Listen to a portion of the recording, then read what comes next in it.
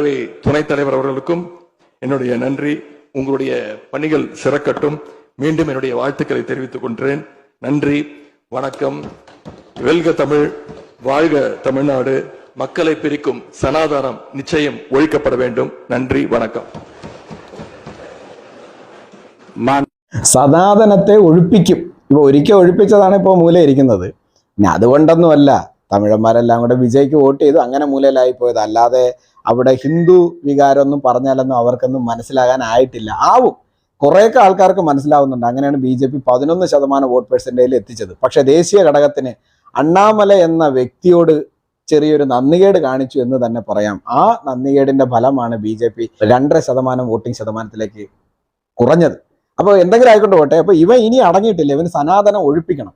നമ്മളൊന്ന് ആലോചിച്ച് നോക്കൂ, തമിഴ്നാട് തന്നെ എടുത്തു നോക്കും.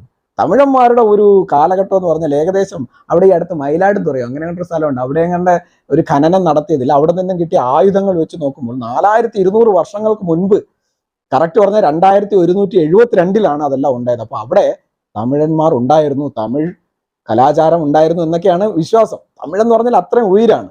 ലോകത്തിൽ ഞാൻ എൻ്റെ പല വീഡിയോയിലും പറഞ്ഞിട്ടുള്ളത് പോലെ തന്നെ ഇംഗ്ലണ്ട് ആയിരുന്നാലും യൂറോപ്പ് മൊത്തമായിട്ടായിരുന്നാലും ഇനി ആഫ്രിക്ക ആയിരുന്നാലും ഇവിടെയൊന്നും ഇല്ലാത്ത സാധനങ്ങളാണ് ക്രിസ്തു മതവും ഇസ്ലാം മതവും. ഈ രണ്ടെണ്ണം ഞാൻ ഇപ്പോൾ നിലവിൽ നമ്മളെ ക്രിസ്ത്യാനികളും മുസ്ലിങ്ങളൊക്കെ ഉണ്ട്. നിങ്ങളൊക്കെ മുസ്ലിങ്ങളും ക്രിസ്ത്യാനികളും ആയിക്കോ പൊക്കോ, ഇനിയിപ്പോൾ അതിൽ പറഞ്ഞിട്ട് കാര്യമൊന്നുമില്ല. കാലം അങ്ങനെയാണ്. എല്ലാം ഓരോ സംഭവങ്ങൾ സംഭവിച്ചാണ് നമ്മളിപ്പോൾ ഇവിടെ എത്തി നിൽക്കുന്നത്. പക്ഷേ ഇവർ ഈ ഒരു ഹിന്ദു മതത്തിനെ മാത്രം അല്ലെങ്കിൽ സനാതനത്തിനെ മാത്രം നശിപ്പിക്കണമെന്ന് എത്ര വാശിന്ന് എനിക്ക് മനസ്സിലാവുന്നില്ല. ഈ ലോകത്തിൽ ഉണ്ടായിരുന്ന സകല നാഗരികതകളെയും ഇപ്പോൾ അമേരിക്ക എടുത്തു നോക്കിയാൽ അമേരിക്കയിൽ ആരാണ് ക്രിസ്ത്യാനികളെ ഉണ്ടായിരുന്നത്? അത് വേറെ നാട്, അവിടെ കുറെ ഗോത്രങ്ങൾ ഉണ്ടായിരുന്നു, അവർക്ക് ഗോത്ര ദൈവങ്ങൾ ഉണ്ടായിരുന്നു. അതിനെ മുഴുവൻ നശിപ്പിച്ച്. ഇപ്പോൾ ആഫ്രിക്ക നോക്കിക്കഴിഞ്ഞാൽ ആഫ്രിക്കയിൽ ക്രിസ്തു മതവും ഇസ്ലാം മതവുമാണ് മൊത്തം എല്ലാ രാജ്യങ്ങളിലും ഉള്ളത്. ആഫ്രിക്കയിൽ എവിടെയാണ് ക്രിസ്തു മതവും ഇസ്ലാം മതവും? ആഫ്രിക്കയിൽ നിന്നാണ് നമ്മൾ ഉണ്ടായത്. മനസ്സിലായില്ല? അപ്പോൾ ലോകത്തിന്റെ, ഞാൻ പറഞ്ഞിട്ടുണ്ട്, ഇംഗ്ലണ്ടിലൊക്കെ സെലസ്റ്റിയൽ മതങ്ങൾ ഇവരൊക്കെയാണ് ഉണ്ടായിരുന്നത്. ഞാൻ എൻ്റെ പല വീഡിയോയിലും ഞാൻ പറഞ്ഞിട്ടുണ്ട്, വീണ്ടും ഞാൻ റിപ്പീറ്റ് ചെയ്യുന്നില്ല. അതുപോലെ ഈ ജർമ്മനി, ഫ്രാൻസ് ഒക്കെ വേറെ വേറെ മതങ്ങളാണ്. ഈ ഒരു ക്രിസ്തു മതം ഉണ്ടാക്കിയതിന്റെ പേരിൽ പിന്നെ നടന്ന കൂട്ടക്കൊലകളും അധിനിവേശങ്ങളും എല്ലാം മതം വളർത്തുന്നതിനായിരുന്നു. അവർ ആ മതം സഭയുടെ ആൾക്കാരായി നിന്ന് ലോകം മുഴുവൻ ഇൻക്വിസിഷൻ നടത്തി കൊന്നു തള്ളി. അങ്ങനെ ലോകത്തിലെ സകല നാഗരികതകളെയും നശിപ്പിച്ചാണ് ഈ രണ്ടെണ്ണം വളർന്നിട്ടുള്ളത്. അതിന് എക്സാമ്പിളാണ് ഇറാൻ. ഇറാനിൽ എന്താണ്? സൗരാഷ്ട്ര മതമായിരുന്നു അല്ലേ? അഹ്റാ മാസ്ദ എന്ന് പറയുന്ന ഒരു ദൈവമായിരുന്നു അവർക്കുണ്ടായിരുന്നത്. ആ ദൈവത്തിനെ നശിപ്പിച്ചു. ദീപമായിരുന്നു അവരുടെ ഏറ്റവും അടിസ്ഥാനപരമായ കാര്യം. നമ്മളല്ലേ എല്ലാത്തിനും അഗ്നിയാണ് സാക്ഷി. അഗ്നിസാക്ഷിയായിട്ട് എല്ലാ ചടങ്ങുകളും ചെയ്തിരുന്നവരാണ് ഇറാനികൾ. പോയാ അഫ്ഗാനിസ്ഥാൻ ഏതായിരുന്നു? മൗര്യ സാമ്രാജ്യത്തിന്റെ കാലഘട്ടത്തിൽ, അതായത് യേശുക്രിസ്തു ജനിക്കുന്നതിന് മുൻപ്, യേശുക്രിസ്തുവിന് ഭൂമിയെ പറ്റി അറിഞ്ഞുകൂടാത്ത, യഹോവയ്ക്കോ അല്ലെങ്കിൽ ക്രിസ്തു മതമോ എന്നൊരു സാധനമേ ഭൂമിയിൽ ഇല്ലാത്ത കാലഘട്ടത്തിൽ എവിടെ? അഫ്ഗാനിസ്ഥാനിൽ ഉണ്ടായിരുന്ന സാധനമാണ് ഹിന്ദുമതം. ആ ഹിന്ദുമതം പിന്നീട് വീണ്ടും അശോക ചക്രവർത്തിയുടെ കാലഘട്ടത്തിൽ വലിയ ബുദ്ധമത പ്രചാരണങ്ങളൊക്കെ നടത്തി. അങ്ങനെ അവിടെ ബുദ്ധമതം ഒരുപാട് വന്നു. ബുദ്ധന്റെ വലിയ പ്രതിമകളുണ്ടായിരുന്നു, പൊട്ടിച്ചളഞ്ഞു താലിബാൻ. അത് തകർക്കരുതെന്ന് UN പറഞ്ഞിട്ടൊന്നും കേട്ടില്ല. അതാണ് സാംസ്കാരിക അധിനിവേശം. അങ്ങനെ സാംസ്കാരിക അധിനിവേശം നടത്തി അതെല്ലാം നശിപ്പിച്ച് ലോകത്തിൽ നിലനിന്നിരുന്ന ആയിരക്കണക്കിന് വർഷം പഴക്കമുള്ള എല്ലാ നാഗരികതകളെയും നശിപ്പിച്ചതാണ് ഈ രണ്ട് റിലീജിയൻ. നമുക്കതിൽ തെറ്റൊന്നുമില്ല. അന്ന് മനുഷ്യർക്ക് മനുഷ്യത്വം ഒന്നും ഇല്ലല്ലോ. ആട്ടിപ്പായിക്കുക, പിടിച്ചടക്കുക, അടിമകളാക്കുക, അടിമത്വത്തെ പ്രോത്സാഹിപ്പിക്കുക, അടിമ കച്ചവടം ചെയ്യുക, മനുഷ്യനെ അടിമയാക്കി വെക്കുക, മനുഷ്യനെ വെട്ടി കൊന്നുകൊണ്ടിരിക്കുക. അത് ഇപ്പോഴും ഉണ്ട് നമ്മുടെ നാട്ടിൽ. അധിനിവേശങ്ങളൊക്കെ നടക്കുന്നുണ്ട്. പണ്ടത്തെ അപേക്ഷിച്ച് ഇപ്പോൾ എത്രയോ കുറവ്. പണ്ട് യാതൊരു നിയന്ത്രണങ്ങളും ഇല്ലാതെ മനുഷ്യൻ മറ്റൊരു മനുഷ്യ കൂട്ടത്തെ മൃഗങ്ങളെ പോലെ കണ്ടുകൊണ്ട് നമ്മൾ ഈ പട്ടികളൊക്കെ പ്രസവിച്ചു കഴിഞ്ഞാൽ പട്ടിക്കുട്ടികളൊക്കെ വേറെ ആർക്കെങ്കിലും പറക്കി കൊടുക്കില്ല. അതുപോലെ യൂറോപ്യൻസ് അവർ ക്രിസ്ത്യാനികൾ ആയതിനു ശേഷവും എന്തായിരുന്നു? ഈ ആഫ്രിക്കയിൽ നിന്നൊക്കെ ഈ മൃഗങ്ങളെ കൊണ്ടുപോകുന്ന കണക്ക് ഭാര്യയും ഭർത്താവിനെ വേറെ ഒക്കെ കൊടുക്കുക, കുട്ടികളൊക്കെ വേറെ, ജനിക്കുന്ന കുട്ടികളൊക്കെ വേറെ കൊടുക്കുക. ഈ രാജാവിൻ്റെയൊക്കെ വീട്ടിൽ നിൽക്കുന്ന വേലക്കാരികളെ രാജാവിന് തോന്നുമ്പോൾ ബലാത്സംഗം ചെയ്യുക, രാജകുടുംബത്തിൽപ്പെട്ട ആർക്കും ബലാത്സംഗം ചെയ്യാം, എപ്പോഴും വേണം അവരുടെ ബോഡി നീഡ്സിന് അവർക്ക് ഉപയോഗിക്കാം. ഇങ്ങനെയൊക്കെ മനുഷ്യനെ മതിക്കാത്ത ഒരു കാലഘട്ടത്തിലൂടെ കടന്നു വന്ന സമയത്തെല്ലാം ഈ ലോകത്തിന്റെ സകല സംസ്കാരങ്ങളും നശിപ്പിച്ചതാണ് ഈ രണ്ട് റിലീജിയൻ.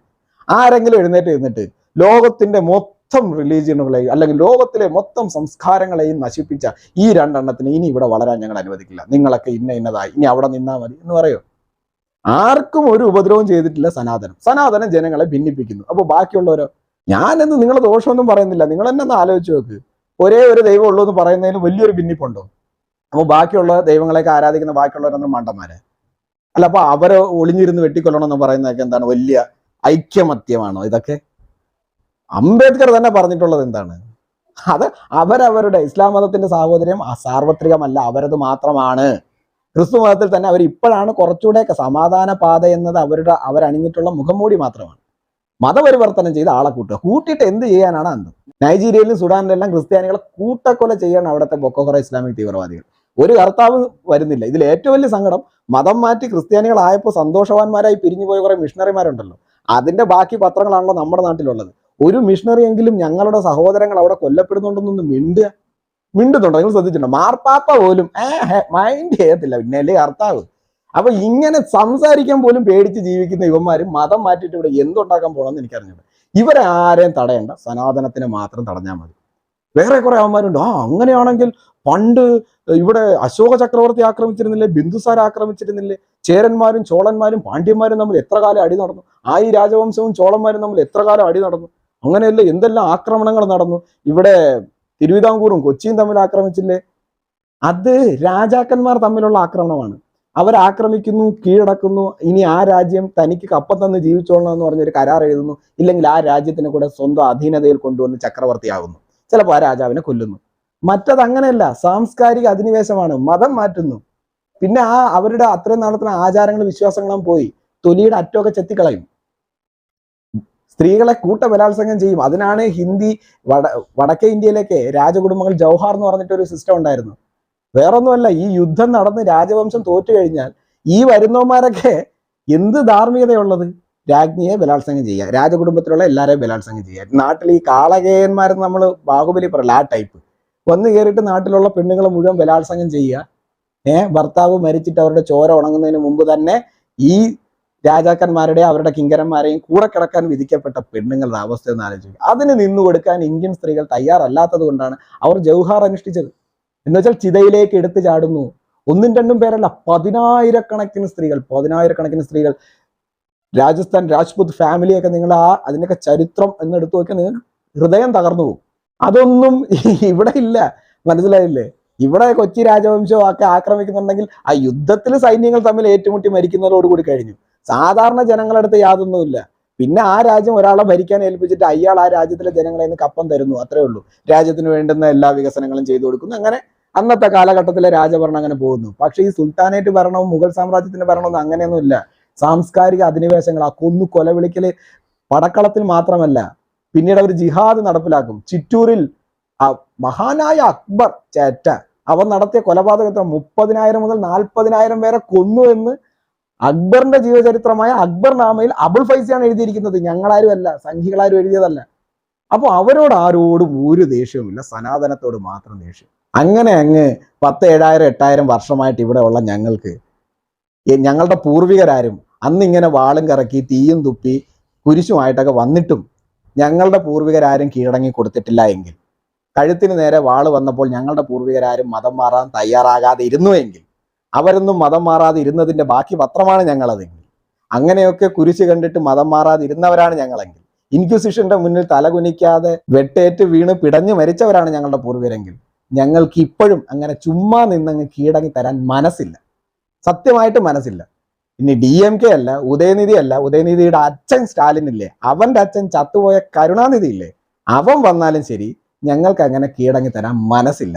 ഞങ്ങളെ യുദ്ധം ചെയ്ത് നിങ്ങൾക്ക് തോൽപ്പിക്കാം, അതല്ലാതെ വേറെ വഴിയില്ല. ജയ് ഹിന്ദ്.